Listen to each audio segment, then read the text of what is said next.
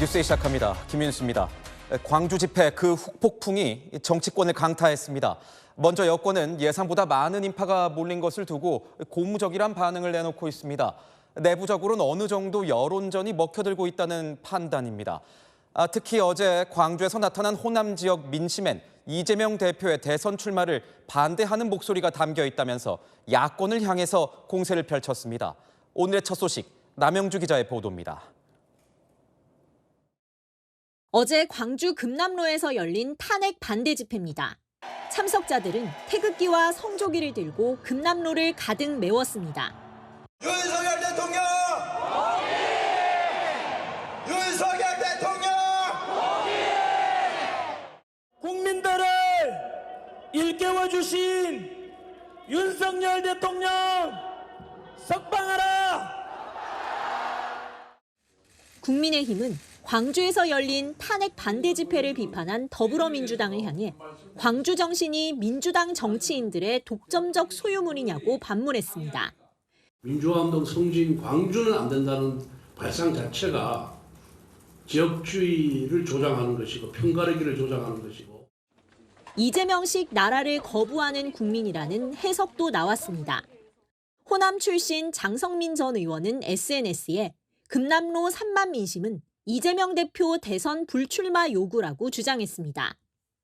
한 TK 중진 의원도 이 대표에 대한 호남 민심이 결코 호의적이지 않다는 것을 보여줬다고 말했습니다. 윤석열 대통령 탄핵 심판 결과가 나오기 전 여론전에 더 불을 붙일 거란 관측도 나옵니다. 한 국민의힘 의원은 다음 집회에 반드시 참석할 거다. 무조건 마은혁 헌법재판관 후보자 임명을 막아야 한다며 지금 중요한 건 여론이라고 말했습니다. 결국은 국민의 목소리와 여론 아니겠습니까?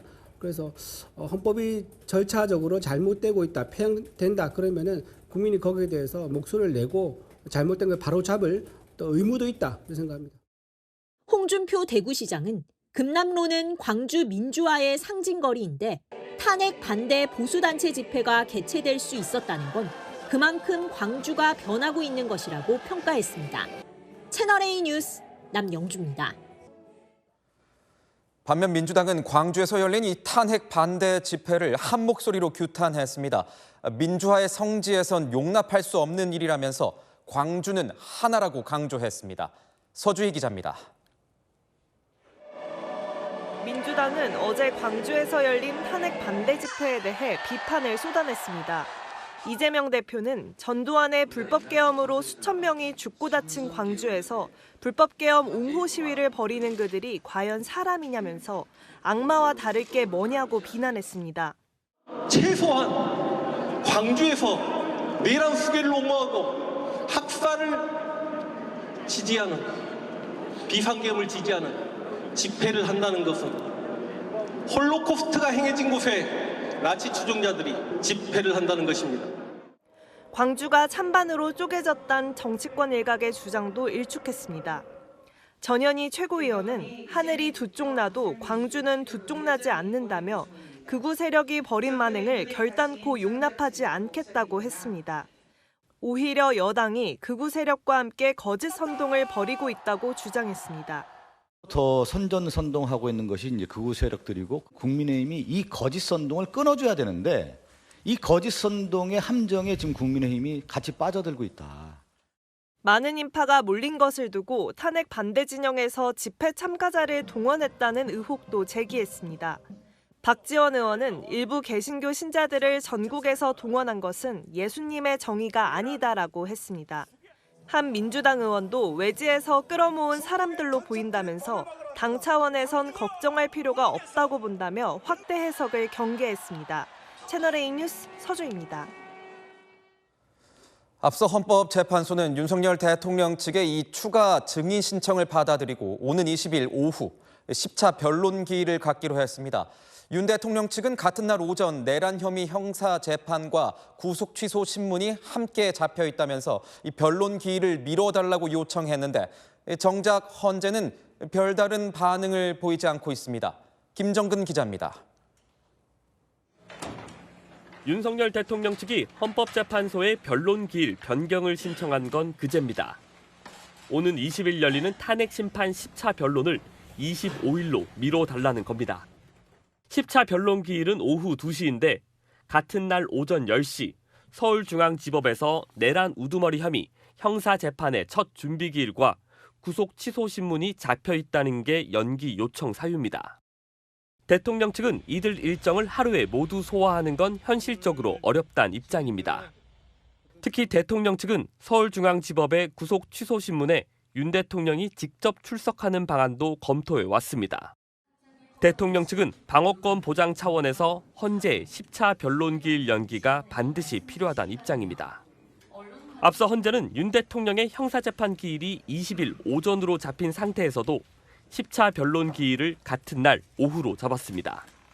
연기 신청 이틀째인 오늘까지도 기일 변경 허락 여부를 밝히지 않고 있습니다. 헌재가 불허하면 대통령 측은 하루에 2곳에서 열리는 재판에 모두 대응해야 합니다. 대통령 측 요청이 받아들여지지 않으면 헌재의 재판 진행에 대한 반발도 거세질 걸로 예상됩니다. 지금과 같은 심리가 계속된다면 대리인단은 중대한 결심을 할 수밖에 없다는 점을 말씀드립니다. 헌재는 내일 재판관 평의를 거쳐 올해 9차 변론까지는 대통령 측 요청을 받아줄지 결론을 밝힐 전망입니다. 채널A 뉴스 김정근입니다. 탄핵 심판이 막바지를 향해 달려가면서 이 헌재를 둘러싼 여야 공방도 치열해지고 있습니다. 국민의힘은 헌재가 형평성을 상실해서 이 편파적인 진행을 하고 있다고 비판했고, 이에 민주당은 불공정은 없다고 맞받아쳤습니다. 이다혜 기자입니다.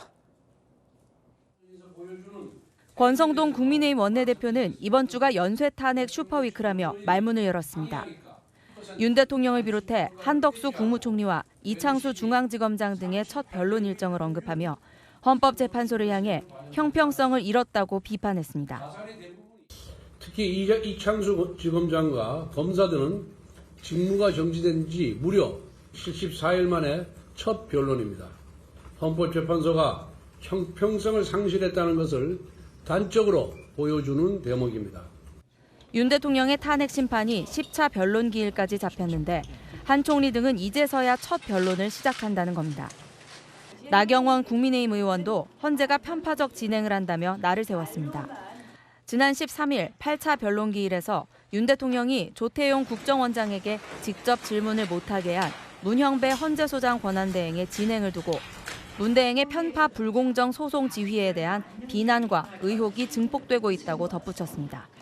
더불어민주당은 실질적인 불공정성은 없다며 성범죄 사건과 비유해 오히려 공정하다고 맞받았습니다. 피해자가 가해자 앞에서 증언하기 어려운 경우 변호인을 통해 답하는 것이 타당하다는 겁니다.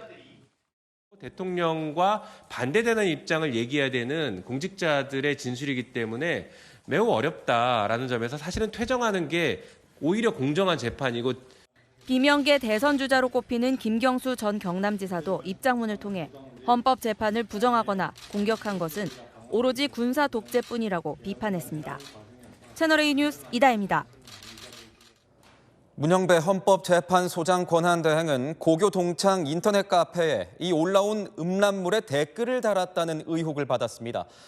채널A가 동창 카페 이 사이트 개설을 주도한 문 대행의 동창을 접촉했는데 문 대행은 음란물에 댓글을 작성한 적이 없다고 밝혔습니다. 최다함 기자의 단독 보도입니다. 문형배 헌법재판소장 권한대행의 고교 동창회 인터넷 카페 개설을 주도했다고 밝힌 A씨. 친분 도모용으로 만든 카페지만 지난 5년간 사실상 활동이 없어 폐쇄하려 했다고 말했습니다. 활성화시키려고 했는데 안 되니까 그럼 폐쇄를 해야 되지. 근데 폐쇄기가 지금 행방불명이 돼 있어요. 지금. 문 권한대행이 카페에 올라온 음란 게시물에 댓글을 단 적도 없다고 했습니다. 문형배 판사는 실제로 뭐 내가 두둔하자고 하는 것도 아니고 그런 사람도 아니죠. 그런데 관심도 없고 시간도 없는 사람이에요. 그런 내용하고 공유하는데 뭐 거기에서 댓글을 단 적도 없는 사람이고. 앞서 여당은 문 권한대행의 댓글 작성 의혹에 대해 비판했다가 근거로 삼은 사진이 조작된 거라는 반박이 제기되자 사과하기도 했습니다. 이런 가운데 동창회 카페 멤버가 댓글 작성 의혹을 직접 반박한 겁니다. 경찰은 문 권한대행이 카페 해킹 여부 등을 밝혀달라며 수사를 의뢰한 건에 대해 입건 전 조사를 진행 중입니다. 채널A 뉴스 최다함입니다. 네, 아는 기자 정치부 구자준 기자와 함께하겠습니다. 구 기자, 어제 광주 집회에 시민들이 얼마나 왔다는 거예요? 광주 집회는 경찰의 공식적인 집계가 발표되지 않았는데요. 비공식적으로는 탄핵 반대 집회에 3만 명, 탄핵 찬성 집회에 10,000명 정도 모인 걸로 전해집니다. 참고로 서울 종로 일대 집회는 경찰 추산 인원이 확인이 됐는데요. 반대 집회 35,000명, 찬성 집회 15,000명이었습니다. 탄핵 반대 집회 규모가 더 컸던 거군요. 그렇습니다. 그래서 국민의힘은 다소 고무된 분위기입니다. 탄핵 찬성 집회 규모보다 훨씬 많았다. 광주 금남로에 보수 집회 참석자가 이렇게 많이 모였다는 것 자체가 상징적인 사건이다. 광주에서조차 민주당의 일방 독주를 막아야 한다고 생각하는 거다. 이렇게 의미 부여하는 의원들이 있었습니다. 반면 민주당은 숫자는 별 의미 없다고 평가절하 하더라고요. 걱정할 문제가 아니라는 거죠. 그러니까요. 이 민주당에서는 동원된 거다 이런 주장도 나오던데요. 그렇습니다. 민주당 박지원 의원은 SNS에 광주의 외인 부대가 수많은 버스로 동원됐다. 일부 개신교 신자들을 전국에서 동원했다. 이런 취지로 글을 올렸고요. 다른 민주당 의원도 전국에서 끌어모은 게 3만 명밖에 안 된 거다. 우리는 지역에서 자발적으로 모인 사람들이었다. 이렇게 이야기했습니다. 다만 내부적으로는 당혹스러운 분위기가 감지된 것도 사실입니다. 민주당도 집회 참석 독려를 많이 했는데 상대적으로 숫자가 적었으니까요. 오는 3.1절 집회는 전국에서 모인다고 하는데요. 양쪽 모두 총력전을 벌일 것 같습니다. 정말 총력전인데 이런 장외 집회가 이 탄핵 심판에 어느 정도 영향을 미칠 수 있는 겁니까? 일단 국민의힘은 그렇게 보는 것 같습니다. 여당 전략은 두 가지로 나눠볼 수 있겠는데요. 우선 마은혁 헌법재판관 후보자 임명을 여론으로 최대한 막아보자는 겁니다. 마 후보자가 임명되면 탄핵 인용 가능성이 커진다는 거죠. 여당 의원 40여 명은 내일 헌재에 항의 방문할 예정입니다. 두 번째는 조기 대선인데요.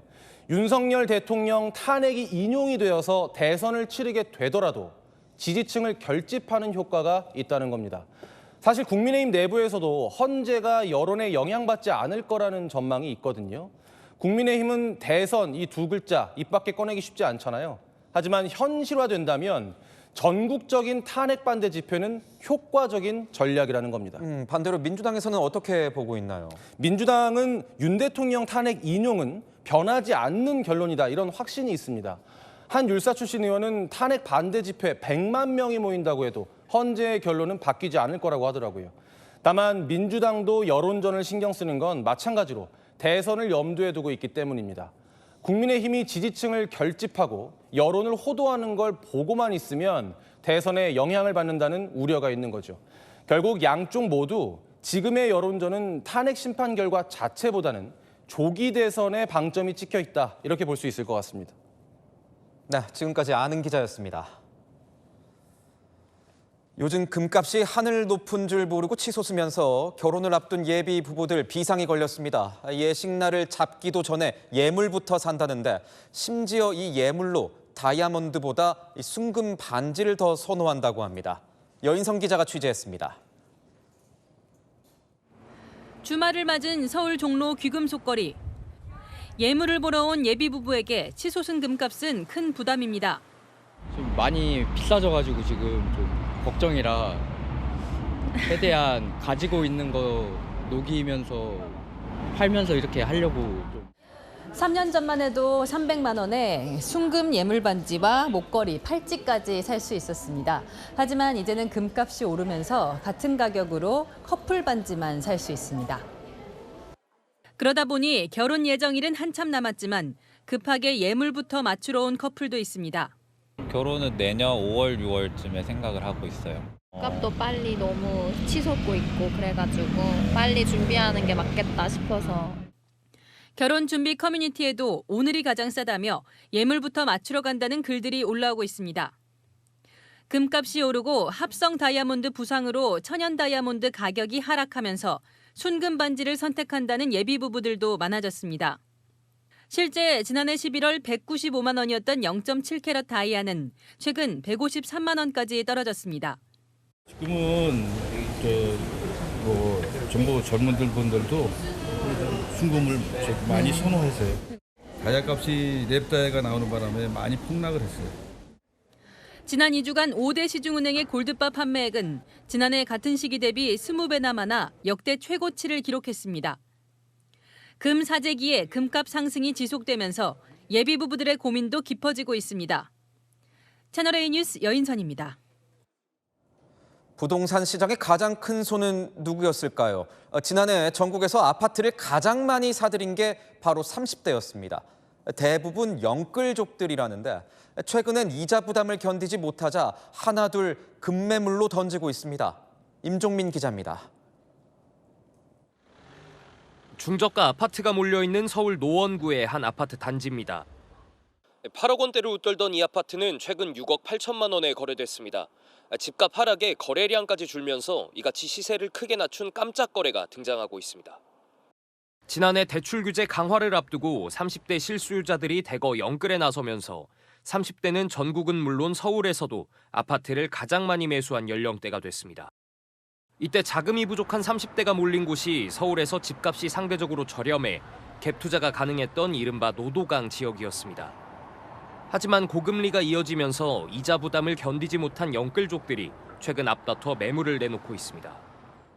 지금 거의 한계 상황이 왔다 생각합니다. 거래든지 뭐든지 한계라는. 그나마 팔고 싶어도 집값 하락이 이어지면서 급매물이 아니면 거래 자체가 쉽지 않습니다. 그 노두강 지역에 대한 매물은 쌓이는데 이를 소화할 수 있는 좀 젊은 층의 그 구매력이 감소한 탓에 상당 기간 집값과 좀 전세값이 약세를. 금리 인하 시점이 늦춰지고 부동산 경기도 침체에 빠지면서 영끌 매수가 부메랑으로 돌아오고 있습니다. 채널A 뉴스 임종민입니다. 이번 소식은 정말 이례적인 입시 관련 소식입니다. 서울대 의대에 붙고도 등록을 포기한 합격자가 등장했습니다. 소위 최고의 학벌이란 곳을 포기하고 도대체 어디로 간 걸까요? 강태현 기자가 취재했습니다. 2025학년도 서울대 의예과 정시모집 합격자 39명 중 1명이 등록을 포기한 것으로 확인됐습니다. 서울대 의예과서 등록 포기 합격생이 나온 건 6년 만에 처음입니다. 이례적으로 예비 1번 수험생이 추가 합격증을 받은 겁니다. 이례적인 경우죠. 다른 의대에 수석으로 들어가서 등록금이나 이런 거를 면제받는 게 더 매력적이다라고 느꼈을 수도 있고요. 카이스트 정도 이상 아니면은 사실은 공대 쪽으로 빠져나갔을 가능성도 현재로서는 대단히 낮다 이렇게 볼 수 있습니다. 자연 계열이 아닌 다른 상위권 의대나 한의대, 치대 등에 중복 합격했을 것이란 관측입니다. 온라인에서도 해당 학생이 카이스트에 진학한다는 등 다양한 추측이 나오며 관심을 끌고 있습니다. 실제 올해 서울대 정시 합격자 중 등록 포기 인원은 지난해보다 늘었습니다. 특히 자연 계열 비율이 높았습니다. 의대 정원 확대로 자연 계열 합격자 중 상당수가 의대에 중복 합격하며 등록을 포기한 것이란 분석입니다. 지역 의대에서도 등록을 포기한 합격자가 지난해보다 2배 이상 증가했습니다. 채널A 뉴스 강태현입니다. 부산구치소는 전국에서 가장 높은 수용률을 기록하는 곳입니다. 이 부산구치소가 최근 과밀 수용이 심각하다면서 법원과 검찰에 구속을 숙고해달라는 이례적인 요청까지 했다고 합니다. 도대체 무슨 상황인 건지 조현진 기자가 취재했습니다. 52년 전 지어진 부산구치소입니다. 시설 노후화가 심각한데 최근엔 수용할 수 있는 정원보다 더 많은 사람이 수용되는 과밀 수용이 논란입니다. 오늘 기준으로 부산구치소 수용률은 남성 144%, 여성은 215%에 달합니다. 10명 들어갈 방에 여성 수용자는 20명이 들어간다는 얘기입니다. 전국 평균을 훨씬 웃도는 수준입니다. 급기야 부산구치소에서는 법원과 검찰 등에 이례적인 공문까지 보냈습니다. 수사기관에는 구속영장 청구를 숙고해달라, 법원에는 보석 또는 구속집행정지 등 피고인 석방 요청에 적극 협조해달라는 내용입니다. 당장 구속해야 할 피의자가 있는 수사기관도 난감합니다. 지금 뭐 조치할 게 없어가지고 그냥 공문만 접수하고 막았다는, 청구만 했다. 거기에 상관없이 우리 경찰에서 하는 대로 하는 거죠. 부산구치소 이전 논의는 2007년 시작됐습니다. 지난해 부산교정시설 입지선정위원회가 이전 문제를 공론화했으나 주민 반발에 부딪혀 무산된 바 있습니다. 구치소 과밀 문제를 해소하기 위해 법무부와 지자체가 적극 나서야 한다는 목소리가 나오고 있습니다. 채널A 뉴스 조현진입니다. 제주항공 여객기 참사 이후 폐쇄됐던 무안공항 활주로가 오늘 다시 열렸습니다. 참사 50일 만에 비행기가 이륙했습니다. 배준석 기자입니다. 여객기가 무안공항 활주로에서 천천히 이동합니다. 기술을 반대로 돌리는가 싶더니 출력을 끌어올려 활주로 위로 날아오릅니다. 제주항공 참사 50일 만에 무안공항에서 비행기가 처음 이륙한 겁니다. 참사 당일 제주항공 사고기보다 10분 먼저 무안공항에 착륙했던 진에어 여객기로 활주로 폐쇄로 인해 2달 가까이 공항에 발이 묶여 있었습니다. 진에어 측은 정비 등을 위해 비행기를 김포공항으로 옮기겠다며 수차례 운항 허가를 신청했지만 당국은 계속 반려해왔습니다. 참사와의 연관성과 안전성 검토가 안 끝났다는 게 이유였습니다. 더 이상 사고 조사에 필요하지 않거나 또 다른 이륙하는 위험 사항이 없으면 이륙 완시킬 이유가 없을 것 같습니다. 진에어는 비행기 임대료 등 피해액이 수억 원에 이른다며 정부를 상대로 소송을 냈고 결국 국토부가 활주로를 일시적으로 열어주기로 했습니다. 하지만 본격적인 공항 운영 재개는 아닙니다. 활주로 끝에는 사고기가 충돌한 로컬라이저 콘크리트 지지대가 철거되지 않은 채 그대로 남아 있습니다. 활주로는 4월 18일까지 폐쇄 상태인데 개보수와 보강 작업이 끝나는 오늘 10월 이후에나 운항 재개가 가능할 거라는 전망이 나옵니다. 채널A 뉴스 배준석입니다. 미국이 우크라이나 전쟁 종식을 위한 미국, 러시아, 우크라이나의 첫 3자 회동이 사우디아라비아에서 있을 거라고 밝혔습니다. 다만 우크라이나는 참여하지 않겠다는 기존 입장을 고수하고 있습니다. 이 사안은 앞으로 어떻게 흘러갈지 박선영 기자가 취재했습니다. 독일 뮌헨 안보회의에 참석한 마이클 맥콜 미국 하원 외교위원장이 러시아와 우크라이나 전쟁에 대한 협상 계획을 밝혔습니다. 맥콜 하원 외교위원장은 사우디아라비아에서 회담이 며칠 내로 진행될 것이며 마코 루비오 국무장관과 마이크 월츠 국가안보보좌관, 스티브 위트코프 등 트럼프 외교안보 라인 핵심 인사들이 갈 것이라고 밝혔습니다. 다만 구체적인 일정이나 레벨은 아직 알려지지 않았습니다. 앞서 도널드 트럼프 미국 대통령도 블라디미르 푸틴 러시아 대통령과 전화 통화 후 종전 협상 의지를 밝힌 바 있습니다. We'll meet in Saudi Arabia, see if we can get something done. But we want to end that war. That war is a disaster. 러시아는 맥콜의 발언에 대한 입장을 내놓지 않고 있지만 주요 외신들은 이미 러시아가 고위급 대표단 구성 준비를 시작했다고 밝힌 만큼 회담에 긍정적일 것이란 분석을 내놨습니다. 반면 우크라이나는 부정적인 입장을 고수하고 있습니다. 우크라이나 당국자는 맥콜 발언 이후 현재로서 우크라이나 대표단을 사우디아라비아에 보낼 계획이 없다고 밝힌 것으로 알려졌습니다. 우크라이나는 협상에 유럽 국가들도 참여하길 바라지만 뮌헨 안보회의에 참석한 트럼프 측 특사는 그런 일은 없을 것이라고 밝히기도 했습니다. 우크라이나의 참석이 확정되지 않은 가운데 일각에서는 미국과 러시아 주도로 협상이 이루어질 수 있다는 관측도 나오고 있습니다. 채널A 뉴스 박선영입니다. 도널드 트럼프 미국 대통령은 취임 직후부터 말폭탄, 관세폭탄을 던지면서 동맹인 캐나다의 심기를 불편하게 만들고 있습니다.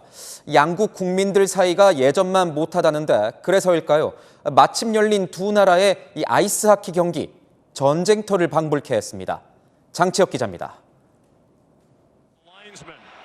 경기가 시작되자마자 결투를 알리는 장갑이 벗겨지고 주먹 다짐이 시작됩니다. 경기가 시작된 지 불과 9초 사이에 싸움은 3번이나 이어졌습니다. 방금 전 국가 연주 때 이미 갈등은 폭발 직전이었습니다. We also ask in the spirit of this great game that unites everyone that you kindly respect the national anthems.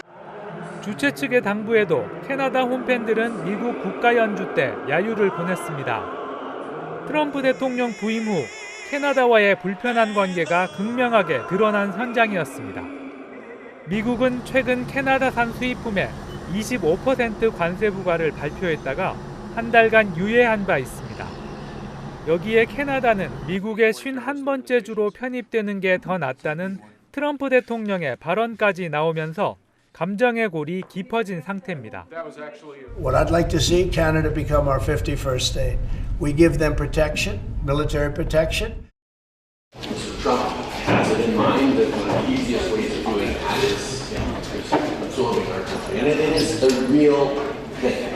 In my conversation with him on 캐나다 내에서는 미국산 불매운동까지 벌어지고 있는 가운데 캐나다인의 자존심이 걸린 국민 스포츠 아이스하키에서 그 신경전이 최고조에 이르렀습니다. 채널A 뉴스 장치혁입니다. 북한이 코로나 사태로 국경을 전면 봉쇄한 지 5년 만에 다시 빗장을 풀었습니다. 오는 20일부터 외국인들에게 낮은 선봉 지역에 대한 관광을 허용하기로 했습니다. 그런데 같은 외국인이라고 해서 다 북한에 들어갈 수 있는 건 아니라고 합니다. 이솔 기자의 보도입니다. 북한을 방문한 서양인들의 첫날이라는 제목으로 어제 온라인에 공개된 영상입니다. We are now passed through Chinese immigration and I'm walking on the bridge now that connects China to North Korea and that's North Korea right behind me. 북한 화폐를 들고 현지 은행을 찾거나 북한 학생들이 영어로 대화를 나누는 외국어 학교를 둘러봅니다. 식당에서 북한 맥주를 즐기고 북한 어린이들의 합창 공연을 보기도 합니다. 북한 전문 여행사 관계자들이 20일 관광 재개를 앞둔 북한 나선 경제특구를 미리 찾은 겁니다. 북한은 지난해 초부터 러시아인을 대상으로 평양 관광을 재개한 바 있는데 세계 관광객들을 대상으로 국경을 공식 개방하는 건 코로나19 이후 5년 만에 처음입니다. 다만 우리나라와 미국만 제외됐습니다. Bookings are open to visitors from all countries except for the United States and South Korea. 북한이 관광을 재개한 나선은 중국, 러시아와 국경을 맞대고 있는 함경북도 접경지 인근으로 비자 없이 당국의 전자입국 승인만으로 방문이 가능합니다. 여행사 측은 나선이 북한에서 자본주의를 장려하는 유일한 지역이라며 관광객들이 현지 시장에 접근할 수 있고 현지 은행 계좌도 개설할 수 있는 북한 내 유일한 곳으로 알리고 있습니다. 가격은 1인당 약 100만 원으로 중국 영길시에서 출발해 다음 달 2일부터 6일까지 4박 5일간 나선을 여행하는 패키지 상품을 판매 중입니다. 다만 미국 CNN은 관광차 북한을 방문했다 억류된 미국인 오토 원비어 사망 사건을 함께 전하며 북한 관광 시 안전에 주의할 것을 당부했습니다. 채널A 뉴스 이솔입니다. 미국 도널드 트럼프 2기 행정부의 실세로 불리는 일론 머스크 테슬라 CEO의 아이를 최근에 낳았다는 20대 여성이 등장했습니다. 이 주장이 사실이라면 머스크는 13번째 자녀를 얻게 된 겁니다. 이민준 기자입니다. 테슬라 CEO 겸 미국 정부효율부 수장 일론 머스크의 아이를 낳았다고 밝힌 것은 미국 20대 여성 애슐리 세인츠 클레어입니다. 그는 최근 SNS를 통해 5달 전 출산했다며 아이의 사생활 등을 위해 공개하지 않았는데 한 언론에서 공개하려 하자 먼저 밝히게 됐다고 말했습니다. 이에 대해 머스크는 공식 반응을 내놓지는 않았지만 당신의 부업이 아이를 만드는 것이라는 SNS 글에 웃는 이모티콘으로 답하며 사실상 인정했다는 평가를 받고 있습니다. 주요 외신들은 보수적인 글을 주로 써온 클레어가 머스크와 SNS로 대화를 주고받아왔다고 보도했습니다. 이로써 머스크의 자녀는 현재 알려진 것만 13명에 달합니다. 첫 배우자인 저스틴 윌슨과 체외 수정으로 낳은 아이 6명과 캐나다 가수 겸 배우 그라임스와 사이에서 낳은 3명, 자신이 설립한 뇌신경과학 스타트업 뉴럴링크의 임원 시몬 질리스와 낳은 3명 등입니다. 머스크는 2023년 에르도안 튀르키예 대통령을 만날 때는 물론이고 도널드 트럼프 미국 대통령 가족들과의 모임, 최근 백악관에서 정부효율부 수장으로서 가진 첫 기자회견에서도 아이와 함께 등장하며 주목을 받았습니다. I do have a lot of kids, and I encourage others to have lots of kids. 이에 대해 외신들은 가족의 중요성과 출산 장려를 강조해온 머스크의 지론이 담긴 행보라고 분석했습니다. 채널A 뉴스 이민준입니다. 시인이자 독립운동가인 윤동주가 모교인 일본 도시샤 대학에서 박사 학위를 받았습니다. 생을 마감한 지 80년 만입니다. 현지 일본인들의 반응은 어땠을까요? 송찬욱 특파원이 전합니다. 죽는 날까지 하늘을 울어라. 한 점 부끄러움이 없기를. 숙연한 분위기 속에서 윤동주 시인의 대표작 서시를 일본 학생이 한국어로 낭독합니다. 도시샤대 영문과 유학 중이었던 윤 시인은 독립운동 혐의로 체포돼 광복 6달 전인 1945년 2월 후쿠시마 형무소에서 생을 마감했습니다. 亡くなり方がとても残念な亡くなり方だったので、このことを私は日本人なので忘れてはいけないと思いますし。 서거 80주기를 맞은 오늘 도시샤대가 윤 시인에게 명예문화박사 학위를 수여했습니다. 이 학교가 고인에게 명예박사 학위를 준 건 이번이 처음입니다. その歴史の中にユン・ドンジュがいたことを記憶し、歴史の教訓を心に刻みながら新しい時代を展望していきたいと思います。 수여식엔 윤 시인의 조카인 윤인석 성균관대 명예교수를 포함해 한일 관계자 200여 명이 참석했습니다. 도시샤대엔 윤동주 시인의 대표작 서시가 새겨진 시비도 세워져 있습니다. 여기엔 80주기를 맞아 많은 추모의 꽃이 놓였습니다. 일본 학생들은 아픈 과거사를 잊지 않겠다며 윤 시인을 추모했습니다. 申し訳ない気持ちはすごい強いです。先輩として本当に27歳という若さで亡くなられて、筆で自分の意見を述べ続けて、もうそれが自分にはなかなか真似できない強い人だなというふうに思いました。 윤 시인이 도시샤대 편입전에 다닌 리쿄대에서도 23일 시 낭독식을 열며 추모 분위기를 이어갑니다. 교토에서 채널A 뉴스 송찬욱입니다. 전국 지방자치단체들이 지역 소멸을 막고 경제를 살리기 위해서 안간힘을 쓰고 있습니다. 최근엔 시내버스 무료화 정책을 잇따라 도입하고 있습니다. 김대욱 기자입니다. 정류장에 버스가 도착하자 승객들이 버스에 오릅니다. 요금을 내는 승객은 없습니다. 버스 요금을 넣는 돈통은 없어졌고 버스카드 단말기는 전원을 꺼뒀습니다.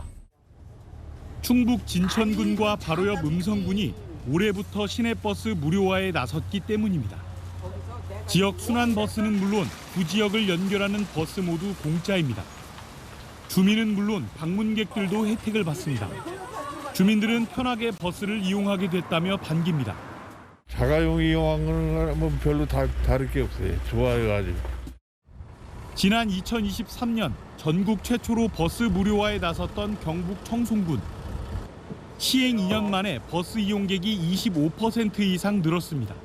어디 분당 같은 데 왔다 갔다 할 때 요금을 안 내니까 마음 편하게 이용할 수 있었던 것 같아요. 적자는 예산이 부담이지만 지자체들은 경제적 효과가 크다며 반색입니다. 이동권 보장으로 인구 유출을 막고 관광객 방문으로 생활 인구를 늘려 지역 소멸을 막겠다는 겁니다. 유동인구 증가에 따른 상권 활성화도 기대합니다. 누구나 이제 무료로 이용할 수 있고요. 생활 인구 증가와 관광 활성화를 기대하고 있습니다. 버스 요금을 무료화한 지자체는 경북 문경과 전남 완도 등 10곳에 달합니다.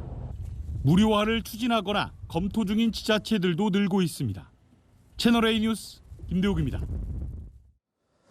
상속받은 재산이 18억 원을 넘지 않으면 상속세를 내지 않고 물려받을 수 있도록 하는 이 상속세법 개정 논의가 급물살을 탈지도 모르겠습니다. 이재명 민주당 대표가 제안한 내용인데 과연 여당의 반응은 어땠을까요? 이기상 기자입니다. 더불어민주당이 추진하겠다고 나선 상속세법 개정안 핵심은 18억 원이 안 넘는 상속재산엔 상속세를 면제해 주는 겁니다. 어제 이재명 대표가 중산층 세부담을 덜어주겠다며 SNS에 올린 내용입니다. 서민과 중산층이 폭넓게 혜택을 받을 수 있는 상속세 적정하게 조정하는 부분에 대해서 논의하면 좋겠다. 국민의힘도 환영하고 나서면서 관련 논의가 국회에서 급물살을 타는 것 아니냐는 관측이 나옵니다. 중산층 세부담을 줄일 수 있는 방식으로 고민해서 저희는 대단히 환영하고 그 부분 신속하게 논의할 것이고요. 앞서 국민의힘은 이 대표의 입장에 대해 우클릭이 아닌 가짜 클릭이라며 거짓말을 모국어처럼 쓴다고 비판했습니다. 우클릭 정책을 시행할 때 띄웠다가 철회하는 행태가 반복된다는 게 이유였습니다. 그러자 이 대표도 국민의힘이 동의하면 다음 주에라도 즉시 개정해 시행할 수 있다고 맞받았습니다. 하지만 국민의힘은 최고상속세율도 낮춰야 한다는 입장이라 상속세법 개정 합의에 이를 수 있을지는 지켜봐야 한다는 분석입니다. 채널A 뉴스 이기상입니다. 요즘 민주당은 명태균 특검법, 내란 특검법을 통과시키기 위해서 총력전을 펼치고 있습니다. 특히 처리 시기에 공을 들이고 있는데 이 민주당의 전략은 3월 초중순으로 예상되는 탄핵 심판 선고일과 맞닿아 있습니다. 이서영 기자가 취재했습니다. 박찬대 더불어민주당 원내대표는 명태균 게이트의 진상을 밝히는 게 비상계엄의 동기를 밝히는 핵심이라고 주장했습니다. 명태균 게이트는 비상계엄의 트리거였습니다. 명태균 구속과 황금펀 공개 입장은 비상계엄을 앞당긴 결정적 계기였습니다. 명태균 특검법 국회 처리는 당초 20일에서 일주일 미룬 27일이 유력합니다. 처리 시기를 늦추면 최상목 대통령 권한대행에 거부권 행사 여부 결정 시한도 3월 중순쯤으로 미뤄집니다. 3월 초중순경 윤 대통령 탄핵이 인용된다면 최 대행이 거부권을 행사하기 어려울 거라고 판단한 것으로 보입니다. 헌재의 윤석열 대통령에 대한 최종 판단이 나오기 전과 후는 정치적인 환경이 근본적으로 달라지는 거잖아요. 한 민주당 의원은 명태균 특검법은 홍준표, 오세훈, 이준석이 얽혀 있다는 의혹이 있어 무조건 해야 한다고 말했습니다. 조기 대선 국면이 펼쳐지면 명태균 특검법으로 여론전을 펼칠 거란 관측이 나옵니다. 내란 특검법 재표결 시점도 탄핵 심판 결정 이후로 미룰 가능성이 제기됩니다. 국민의힘은 명씨 의혹은 이미 수사 중인 만큼 당론으로 특검법을 반대하는 방안을 검토 중인 것으로 알려집니다. 채널A 뉴스 이서영입니다. 홍지은 기자와 여랑야랑 시작하겠습니다. 첫 번째 주제 볼까요? 여권의 이 대권 주자들 모습인데 벌써 몇 명인가요? 네, 벌써 13명입니다. 여당에서는요, 조기 대선에 조자도 꺼내지 못하는 상황이지만 물밑에선 꿈틀꿈틀하는 건 사실이거든요. 13명이나 됩니까? 그렇게나 많아요? 네, 한번 정리를 해봤는데요. 지자체장만 최소 5명이고요. 현역 4명까지 포함해 13명 이상이 기지개를 켜는 분위기입니다.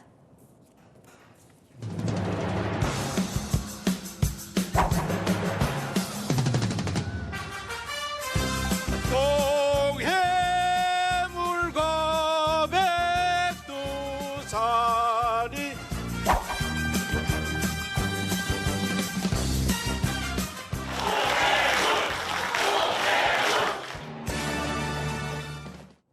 네, 유정복 인천시장 조만간 자기 이름을 딴 포럼 발족한다 하고요. 홍준표 대구시장은 어제부터 김문수 장관 역사관을 직격하기 시작했습니다. 이번 주는 정치권 인사들과의 스킨십 더 늘릴 예정입니다. 유독 지자체장들이 많은 것 같은데 왜 그런 겁니까? 네, 지자체장들은요, 당내 경선까지는 현직을 유지하면서 출마할 수 있거든요. 전국적 인지도를 높일 좋은 기회라는 생각에 너도 나도 나서는 분위기입니다. 전형직 장관들의 움직임도 활발해지고 있습니다. 정광훈 목사는 대한민국의 자유민주주의를 수호하기 위한 목사입니다. 흔결투성이인 헌재를 같이 바로 잡으십시다, 여러분. 네, 한동훈 전 대표는요, 사퇴한 지 딱 2달 만에 책 출간을 예고하며 공개 활동 재개를 알렸는데요. 윤상현 의원은 이런 한 전 대표를 향해 지금은 기지개 켤 때가 아니다. 보수 몰락의 장본인이라며 직격하기도 했습니다. 조금 전에 보니까 이 현역 의원들의 이름도 좀 눈에 띄던데요. 네, 겉으로는 이렇게 손사래를 치지만요, 움직임은 분명히 존재합니다. 김기현, 나경원, 안철수, 윤상현 의원 등이 거론됩니다. 탄핵 심판 결과에 따라 대권 구도도 요동칠 전망이라 상황은 지켜봐야겠습니다.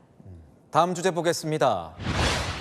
이재명 민주당 대표인데 친미 구애대 실용주의, 이건 어디서 나온 이야기예요? 네, 이재명 대표의 미 워싱턴 포스트 인터뷰를 놓고 여야가 맞붙었는데요.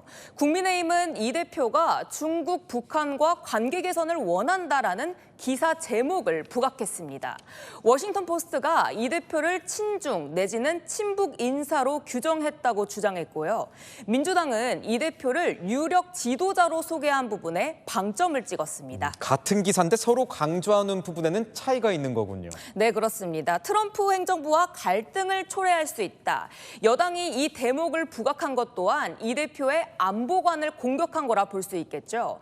오세훈 서울시장도 친미 구애에 나섰지만 미국 언론은 본질을 꿰뚫은 것이라고 꼬집었습니다. 반면 민주당은 외교 스탠스가 뚜렷하게 변화했다. 기사 속 이런 문장을 소개하며 실용주의 외교 노선을 분석한 기사라고 강조했습니다. 같은 기사를 놓고 해석은 제각각인 것 같습니다. 다음 주제 보겠습니다. 국회 단전 시도, 이건 계엄 당일 국회 이야기인가요? 네, 그동안 계엄군이 국회 단전을 시도했다는 이야기가 나왔지만 이를 뒷받침하는 CCTV 영상이 오늘 새로 공개됐습니다.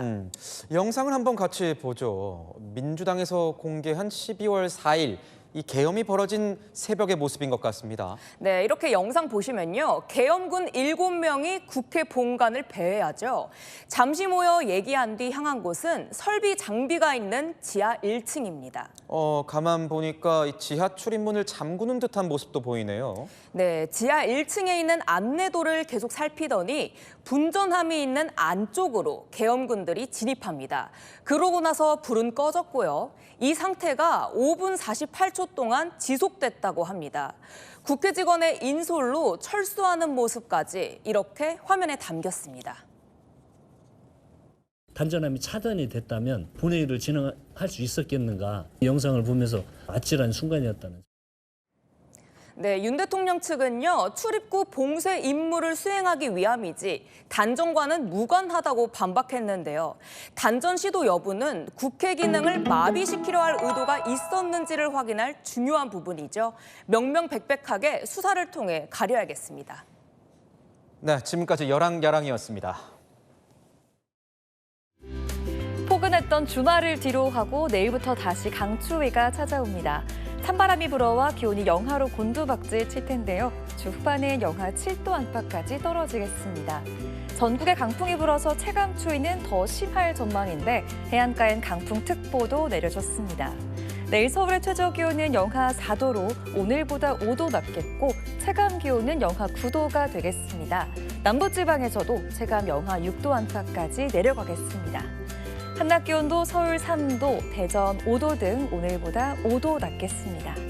내일 하늘은 맑겠고 청정한 북서풍의 유입으로 초미세먼지가 거쳐 공기질이 회복되겠습니다. 동해안의 건조특보는 강화되는 만큼 화재에 더욱 유의해야 합니다. 날씨였습니다. 지난해 서울에서 아파트를 가장 많이 사들인 세대는 30대였습니다.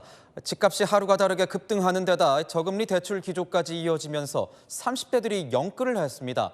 하지만 요새 집값이 다시 꺾인 데다 이자 부담이 커지면서 이들이 빚더미에 앉을 위기에 처했습니다. 정부 정책의 엇박자가 이런 현상을 낳았다는 지적이 적지 않습니다. 마침표 찍겠습니다. 일관된 부동산 정책을. 뉴스에이 마칩니다. 고맙습니다.